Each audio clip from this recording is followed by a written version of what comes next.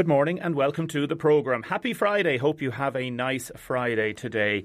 We're going to be talking about the hospital. We're going to be talking about the preparations that are in place for Waterford and the South East relating to the coronavirus, COVID-19.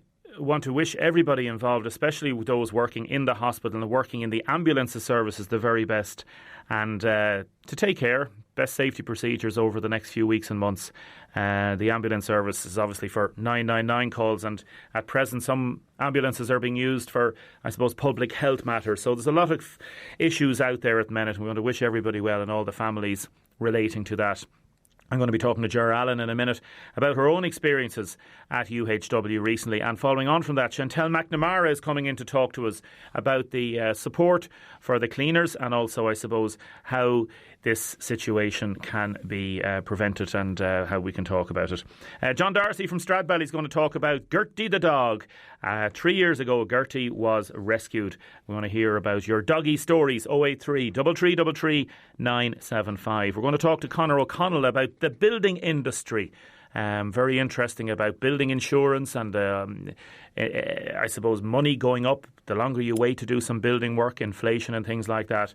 And we're going to hear from Joe on a poignant woman's story about how a woman was left, I suppose, in the Good Shepherds, and lots more besides. First, we are going to talk about how ready University Hospital Waterford is for COVID-19 if and when it comes to Waterford.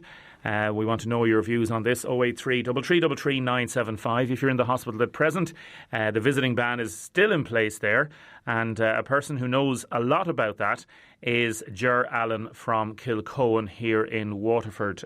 Ger, good morning. Hi, Damien. How are you? Grand. How are you feeling this morning? Still annoyed about an incident I had in the hospital on Monday. And we'll talk about that now in a minute. Right. Firstly, how's the heart? Good. Ticking along. We've lots of different issues, and people ring and contact us about the hospital. And anything we do, I don't like knocking for knocking's sake. Simple as that. We want to have a really world-class hospital. And there's parts of the hospital that are very good, and there's staff that are very good. Would you agree with that? Yes, I'm under the care of the heart failure clinic, and they're excellent. Super. Excellent. And anything we say is to try to make things better, because it's important that we try to make things better. And I remember writing an article years ago for the News and Star, maybe 20 years ago, about the emergency department and waiting hours and hours and hours. You have to try and make things better. What happened last Monday? Tell me about Monday. Last Monday, my daughter presented herself at the hospital with her 2.5-year-old little boy who hasn't been well for the past week. She had seen 2 doctors. And so she took it upon herself to bring him to the hospital Monday because he wasn't improving. Okay, does she live in this? She's living with me. Up in Kilcohen? And the child is, yeah. Okay. So she went there roughly around 3 o'clock.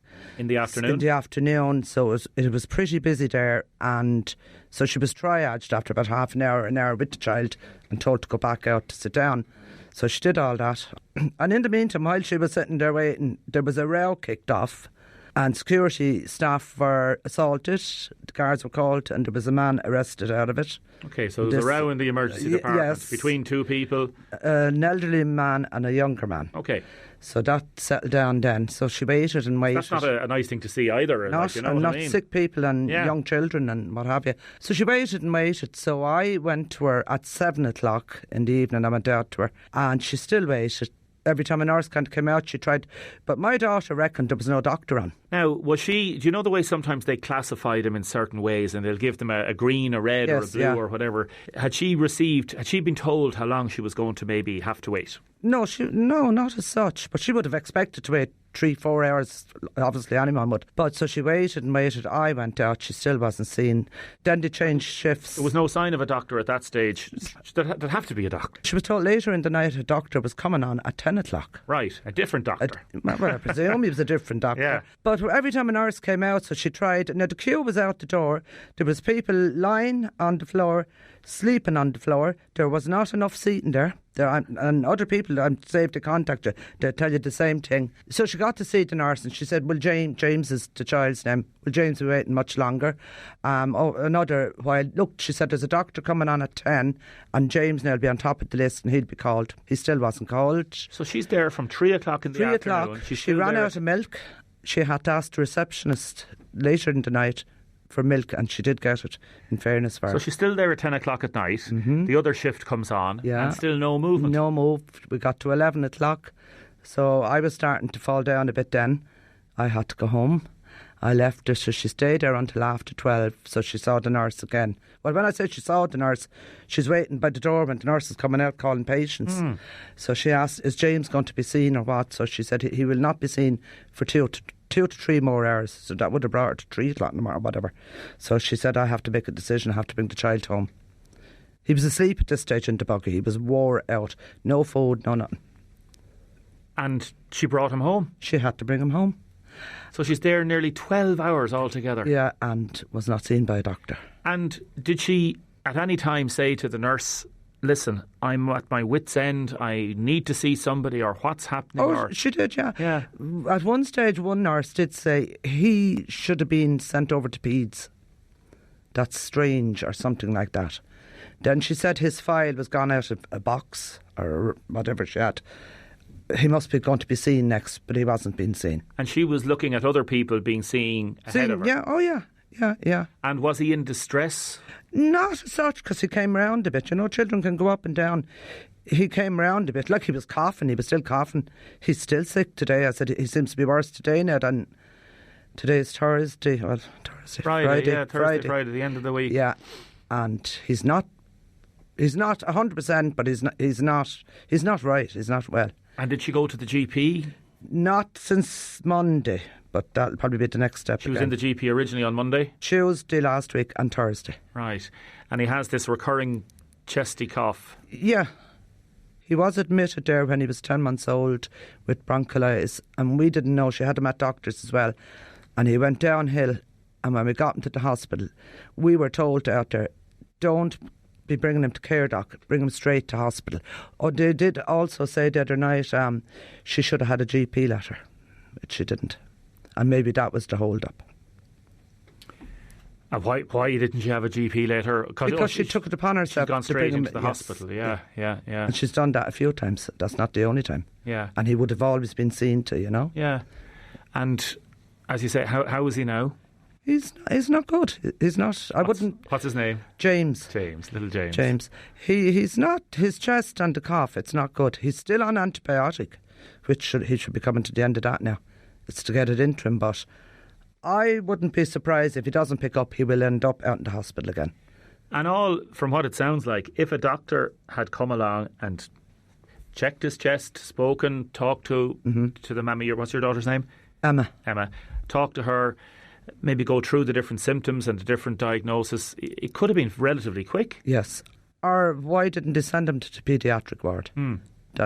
Usually that's what happens with kids. And no explanation afterwards? No. And when she was walking out the door, what? The nurse kind of said, are you sure that's what you want to do? And Emma said she felt she had no choice. Emma was sick herself on Monday as well. To take the child home, he needed to be in his bed. Like he was in a buggy, you know. He needed his bed. Tell us about you're out of the hospital relatively regularly, as you say, with the heart issue, and thankfully everything is going well there, and long may that continue. The visiting ban is still in place, I think. The visiting ban, if I'm right, came into place early December, and I ended up in the hospital the weekend before Christmas, so 21st of December. I wasn't well one night and had to go through A&E, and I was admitted. And I was in A&E all night on a trolley, which I've been many nights on a trolley in there. Now, my partner and my son were allowed to be with me. And I was brought over to the new wing, Dunmore wing, is it? The next morning. And when I said it to the nurse there, what about the visiting ban? Am I allowed visitors? And she said to me, in the new wing, you can have as many visitors as you like. But I said, they told me over there I can't. And she said to me, don't mind about over there. So the Dunmore wing was being treated differently? Yes. No, I wasn't kept then after I was released. Going back then, I also have a sister with chemo, or cancer, going through chemo. And she took ill there about 3-4 weeks ago. And she got a clot, developed a clot after her first round of chemo.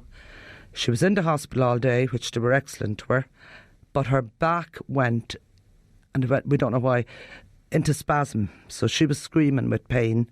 So they gave her whatever medication and they sent her on her way at 5:30 in the evening.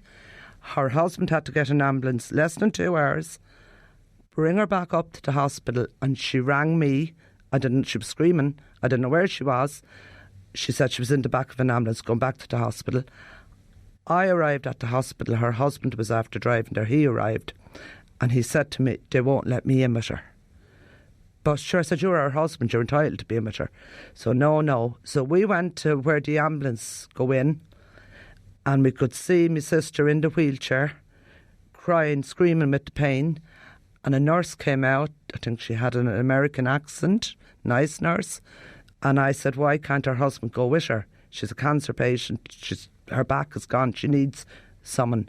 No. She said, the visiting ban. So I said, hold up a minute now. She said, there's no one left go in A&E, she said, with patients. Well, I said, how come? I said, I was here a few weeks ago and my partner and my son were allowed. Oh, the visiting ban mustn't have been in then, she said.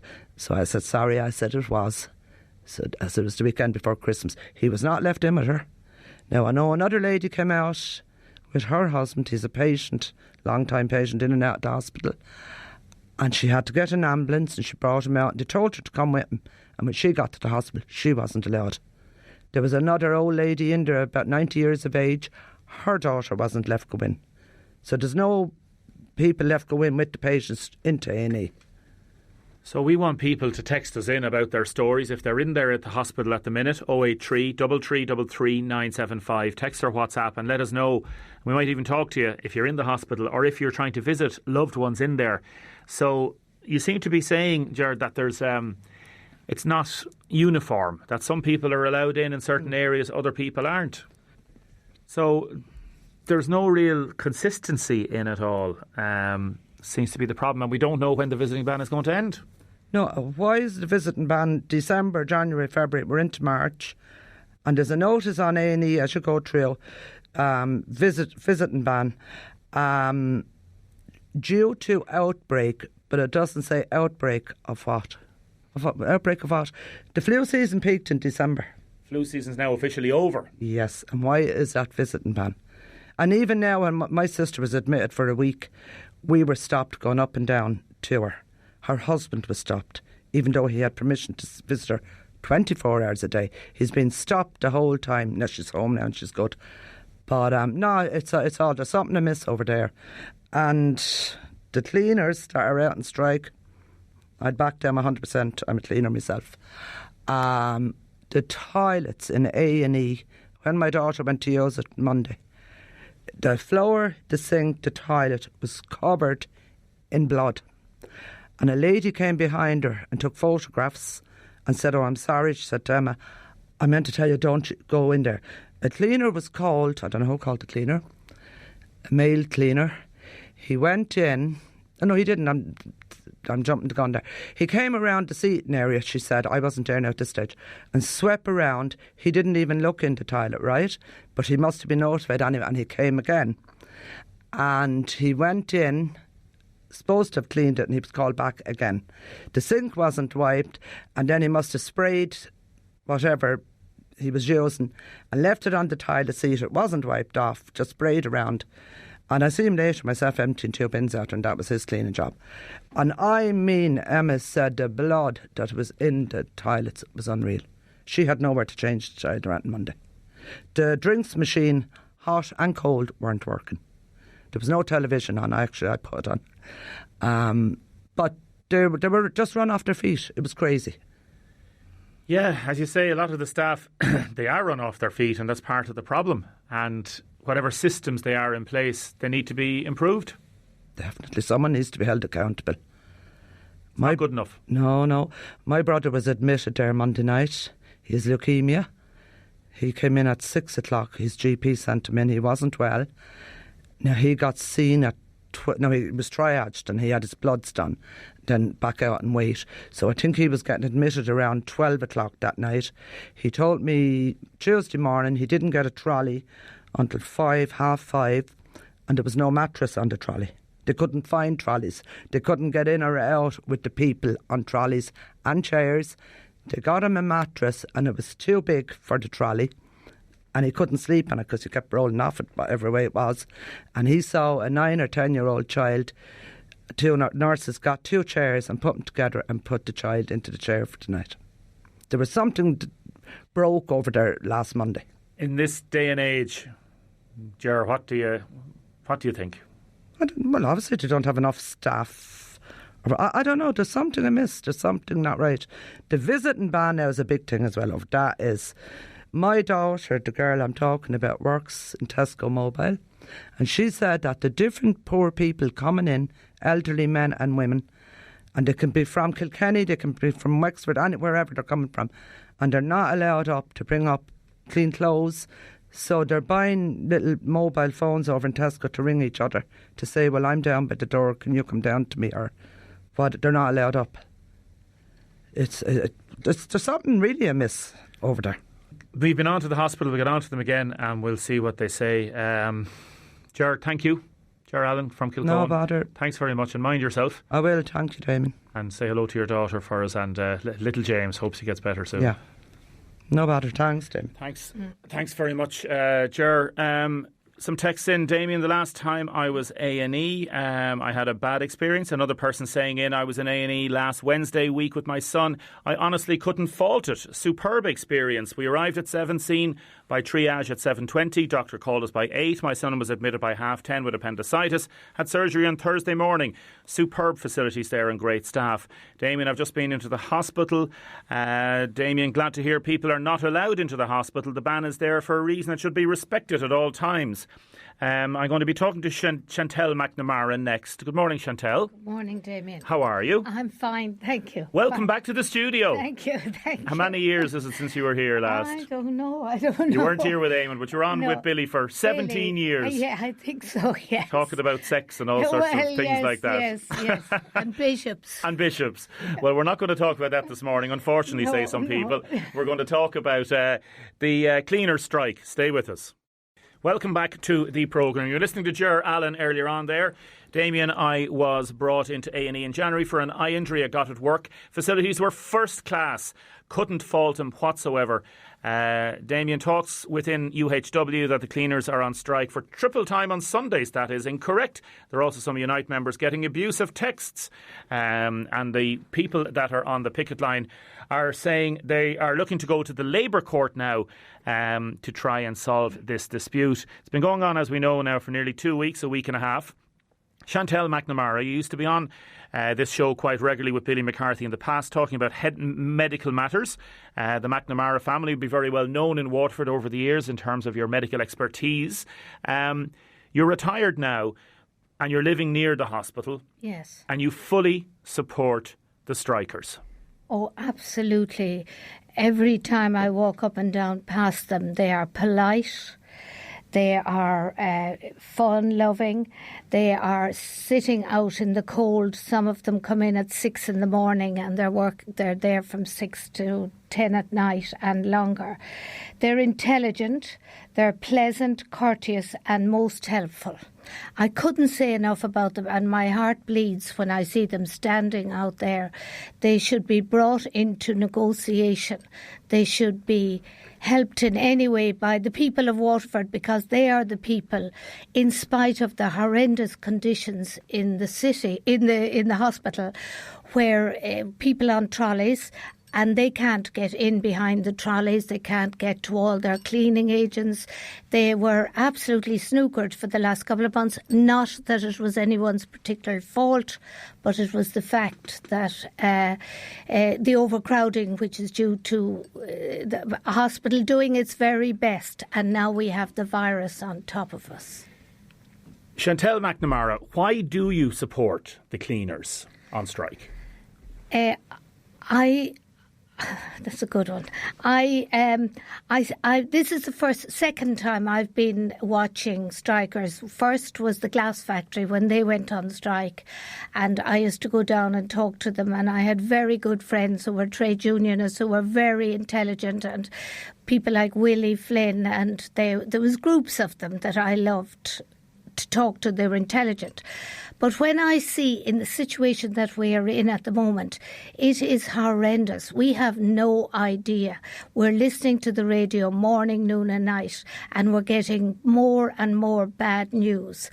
And it is a time when the people of Waterford should club together and do what they can to resolve the issue for these women, because they are very badly missed. They are very badly missed, and I hear that from nurses and medical staff.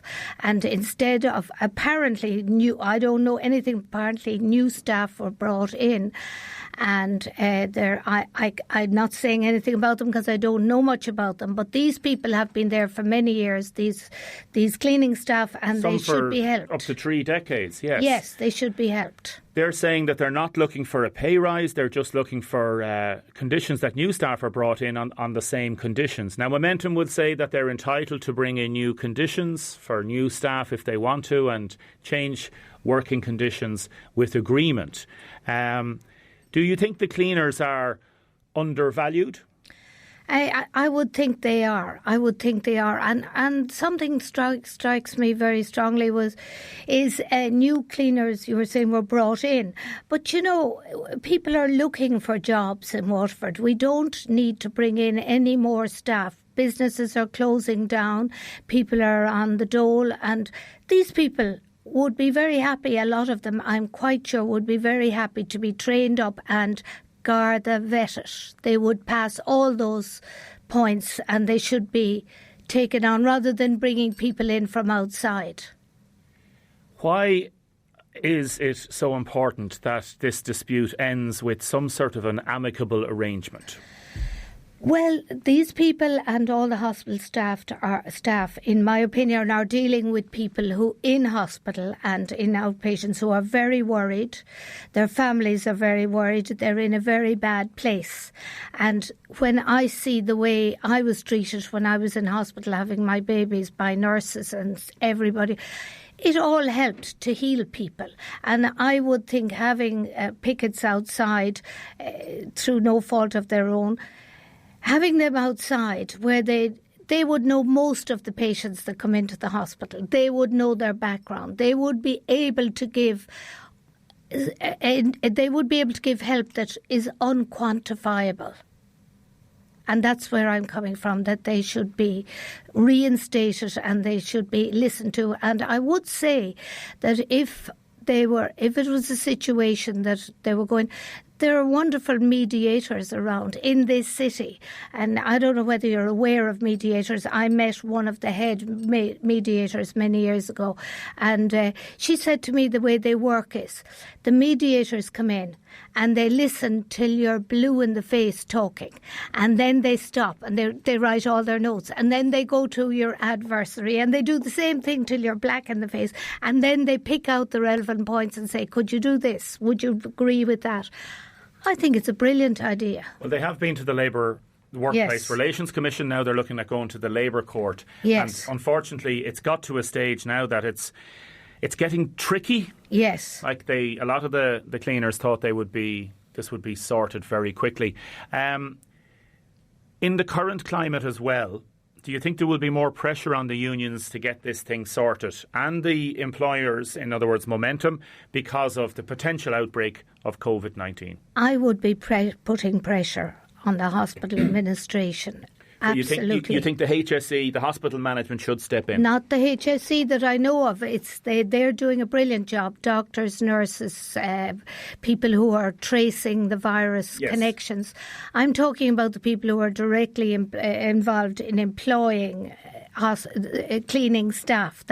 And I think it's a tragedy, and I think it'll all come to naught if they don't move fast, because we have no idea as doctors, as health professionals, how badly this situation is going to go. We could have it till April, May or whatever, and so many people are going to suffer from it. Would you be worried? I'm very worried, and everybody is very worried. Doctors are worried, and I don't see it going to a happy end unless we can work together, and people are obliging when there's a sign up on the doctor's doors, please don't come in. And I know of one case where somebody barraged his way in and gave abuse to a young doctor because he had a spurious complaint. And most doctors now are having their patients sit in the car outside, and they ring them and they can come in the back door. It's so serious. Chantal McNamara, thank you very much for joining us this morning. We might have you back in to talk about other matters. Yes. Yes. Would you like that? I would love that. Yes, thank you very much for listening to me, and let's hope that those women and the hospital manage to resolve, considering that this is very serious. We need every help we can get. Thank you. Back with Gertie the dog. Now, keep your texts and your comments coming in. 083 333 975. Text or WhatsApp, or you can call Audrey on 051 846 123. A lot of texts coming in. Supporting the cleaners. Other texts coming in. Where are the supervision for cleaners at present inside? It's their job to check the work being done by people if there's any issues there. I think Ger Allen is bang on about the hospital crisis, says this person. Another person saying, I've been to A&E a number of times and it has been really, really good experience. I'm going to talk now in a minute to John Darcy from Stradbally about the anniversary of the search for Gertie the dog. Damien, just listening to Chantal McNamara, it seems to be the same in many jobs regarding these issues. I'll come back to that text fully. Also, I want you to text in Gimme a Break, GIMME, Gimme a Break to 083 333 975 to be in with a chance of winning 2 nights stay in the Arklow Bay Hotel in County Wicklow, a beautiful hotel in the Garden County. 2-night breakaway with breakfast and eating meal for 2 people, and it is courtesy of Select Hotels of Ireland to do the competition. John Darcy, good morning. Good morning, Damien. How are you? I'm wonderful, thanks. I'm wonderful. Gertie the dog. I did a report for RTE 3 years ago, and here's a little bit of what I had to say at the time, John. Have a little listen to this. Okay. Every dog has its day. Today is Gertie's day. 3-year-old Gertie is a cross between a lab and a collie. Her owner was 30-year-old Mairead Darcy, who died in a freak accident while driving in a motorsport event last St. Stephen's Day. Her family are steeped in the sport. Gertie was Mairead's dog, and Mairead was always, walking with her. Gertie is a unique dog in every capacity. Like, she's so placid, nothing phases her. The family adore Gertie, but this day last week she went out for her quick morning run with Deise. The terrier came back, but Gertie didn't. When she didn't come back that night, we searched everywhere all the week. Mairead's father, Ray, was heartbroken. They didn't know where she was or if she was stolen or dead. I got calls from every part of the country, all the people looking out for her. A massive search ensued. She was found alive, nearly 50 feet at the bottom of these cliffs. There was a drop of water between the rock. The rescue operation was dangerous, dramatic and emotional. She not hurt Billy, no? As the story of the past week is retold, Gertie is now the centre of attention. The Darcys are delighted. She's such a special dog. She went everywhere with Mairead. Such a special dog. We had to find her. I think Mairead was looking down on us. Mairead is looking down on us. John, does it bring you back? Yeah, absolutely. It's a really good story, given the fact that Mairead had just passed away a couple of months previous to that. I think it was almost meant to happen in terms of, like, it gave us such a good lift when the dog was found. It was a phenomenal feeling, and the way that the whole community of Stradbally came behind us. And then after that, we did a table quiz that raised €6,500 that went to the Coast Guard. You were speaking to Brian Fleming the other day, and it went to get some equipment for them that they couldn't get otherwise. So it was absolutely wonderful. It had a really good knock-on effect as well, Yeah, it was one of those stories that just caught the mood and people just thought about it afterwards. And tell me, is Gertie still alive? Gertie is still alive, still the queen of the castle, for want of a better word. Mammy brings her for a walk. I think more people look at the dog now than Mammy, but Gertie is the village dog almost now. Everyone knows Gertie, and that's just the way it is. If kids come in, they almost feel that she's a celebrity given her adventures, It's amazing, isn't it, 3 years on? And it's a nice, again, the memory of Mairead, and as well, it keeps that memory alive as well, doesn't it? Oh no, absolutely, and it's actually such a lovely thing. For the past 3 years, when you get the memories flashing back on Facebook, and it's even so funny. It nearly went to an international audience. I think she got like 500,000-600,000 views on RTE alone. I know. And then all the shares, but like even before she was found, the amount of people that helped us, like from all, as Daddy said, from all corners of Ireland.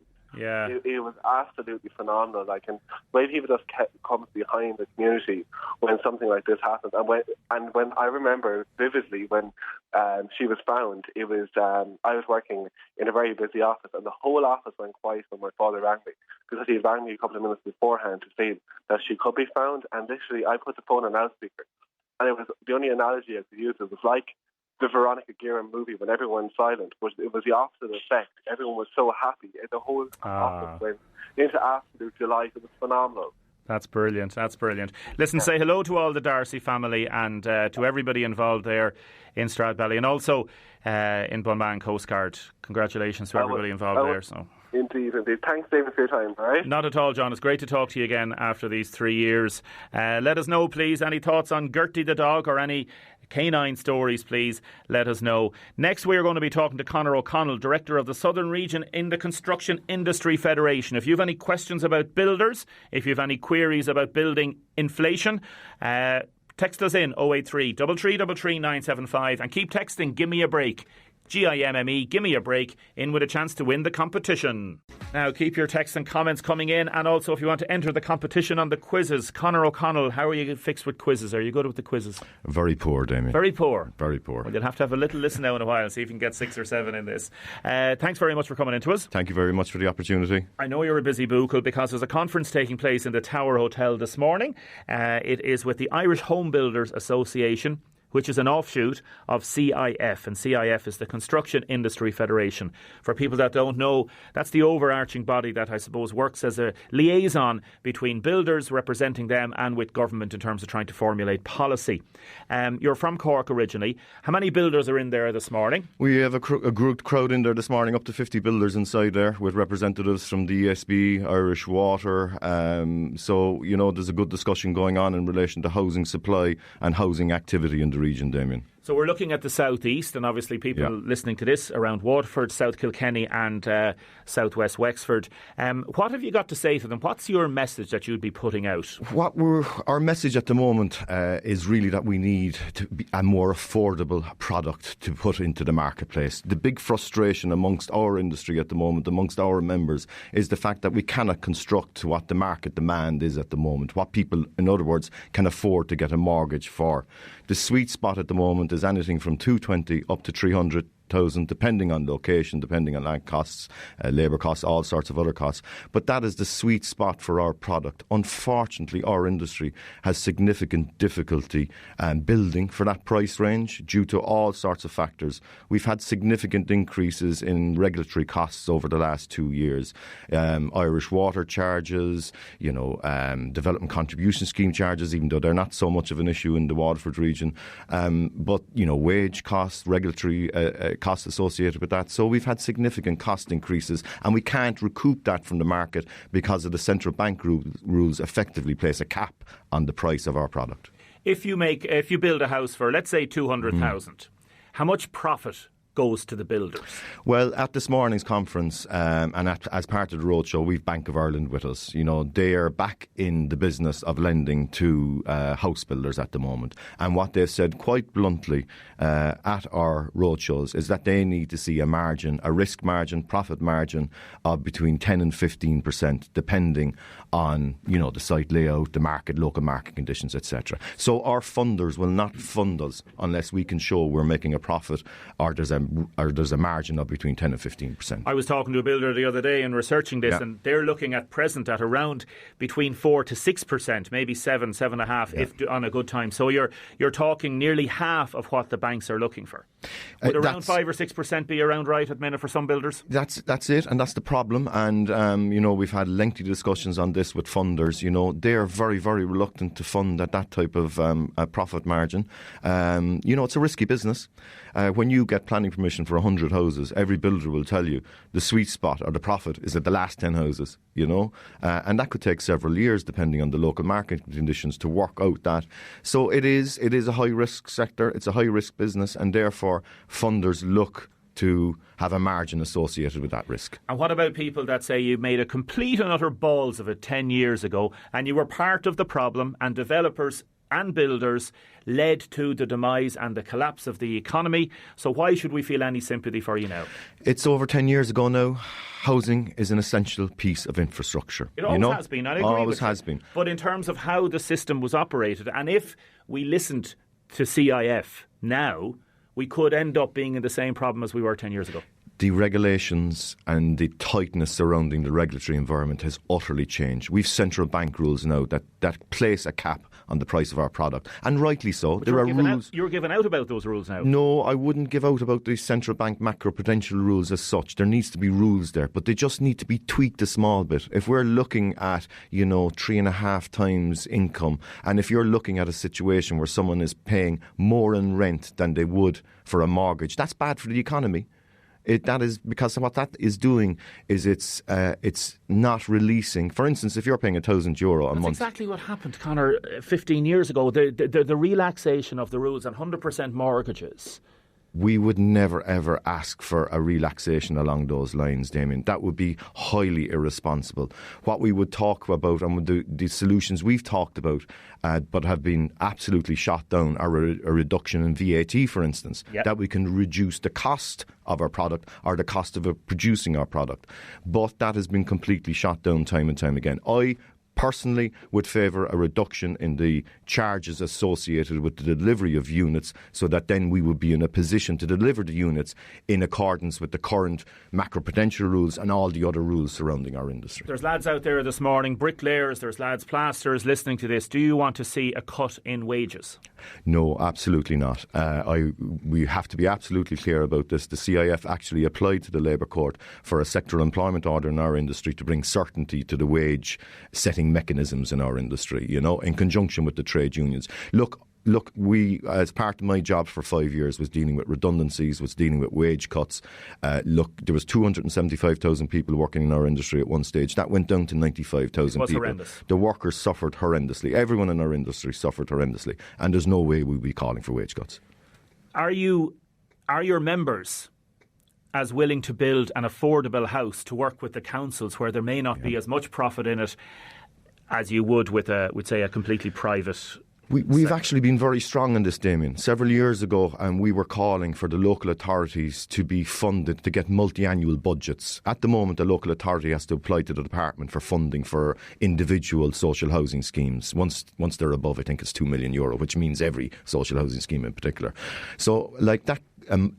That's a lack of trust with the local authority to deliver the social housing. The local authority should be given a 5-year capital budget envelope and saying, right, Waterford City and County Council, you have now €50 million, €100 million, whatever it is, to build X amount of social houses. That's all you're getting. Go ahead and do it. And they should be trusted. They have the statutory obligation to deliver social housing to the people, so they should be funded accordingly. Are there problems with releasing land banks? There is. There's no doubt about it. Land banks, there's a misnomer there, right? What the industry wants is serviced land. At the moment, there's a lot of land zoned. Trying to get the water infrastructure to that land is a completely different matter. In Tramore, as you know, Damien, there's huge problems with Irish water. Yeah. I mean, so there's another one. We had a chap on yesterday, Pádraig Field, looking at building 16 houses in Lemmy Bryan, which is not an awful lot, but there's issues with Irish Water, saying that the council should provide this, and then the council are saying no, Irish Water should provide this. Yeah. Is that frustrating? Oh, it's utterly frustrating. At the moment, we have builders ready to go. As I just mentioned, one particular area in Waterford, ready to go. However, the capital associated with getting the infrastructure out to the site is so costly that would make it completely unviable to build those units. So we have a situation all over Ireland at the moment where, because of Irish Water's funding mechanisms, there's no water charges anymore. They believe they can charge us, or sorry, not us, the builder, but actually the first time buyer or the house purchaser, the cost of funding that infrastructure. And that's just too costly. It'll make the cost of delivering those units exorbitant. Do you have an adversarial approach with Irish Water, or how do you find them? Look, we're doing our best to deal with them, Damien. You know, they have their own challenges in terms of their funding. They were set up on the basis that there would be water charges. Are they like a contrary neighbour that you don't get on with? They're there this morning in the Tower Hotel. They're taking an awful lot of hard questions from our members in relation to their standard codes of practice and their infrastructure and their funding for their infrastructure. But I would have a degree of sympathy for them because they don't have the money to deliver the infrastructure as they thought they would. However, you know, maybe there now needs to be a re-examination of how that infrastructure is provided for zone sites. Should it be Irish Water? Should it be the local authority? Whoever it is, they need to be funded accordingly. Would you like to see Irish Water got rid of? No, Damien, that's not a CIF policy at all.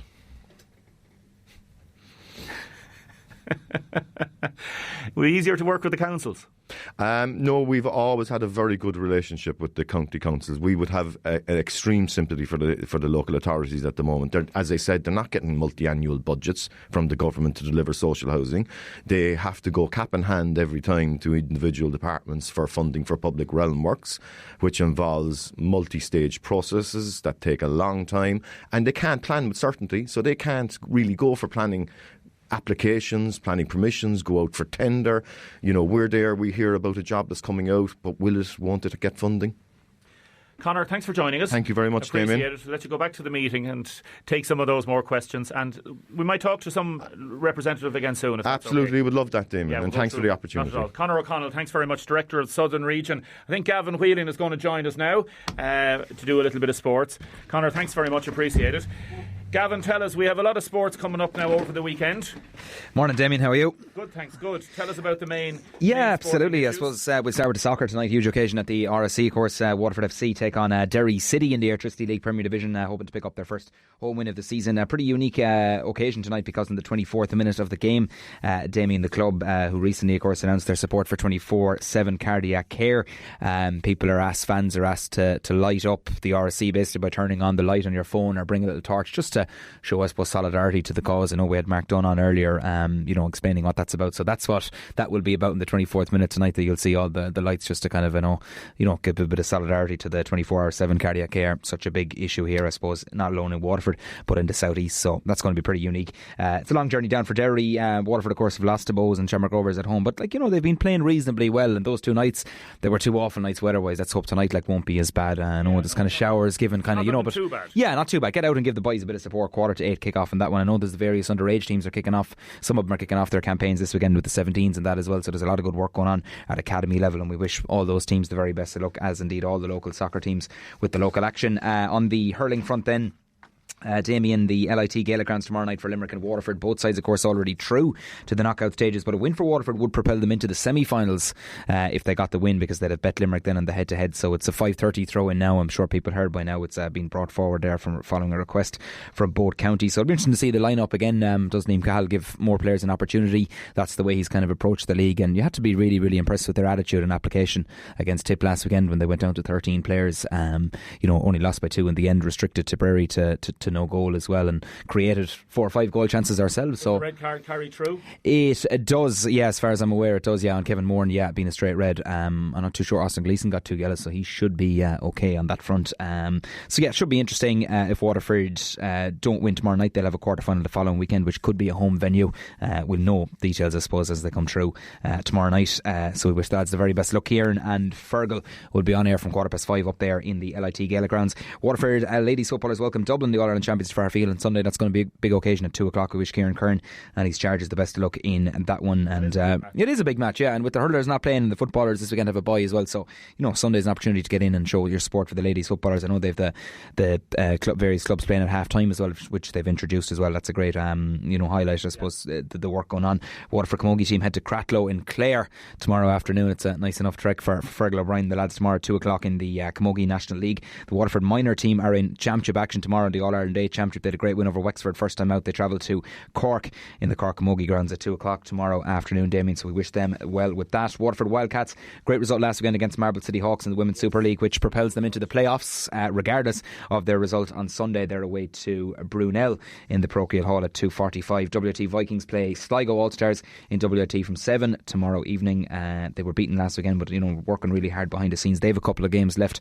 And finally, on the athletics front, Damien, very best luck to all associated with the annual Dunhill Fenner 10-mile road race, which kicks off at 12 noon near the Dunhill GA Centre on a Sunday afternoon. It's all native Crumlin Children's Hospital up there in Dublin for a great cause. Kicks off at 12 noon just down the road from the Dunhill GA pitch, so get out and support. Goes through Fenner, takes in nice scenic routes as well.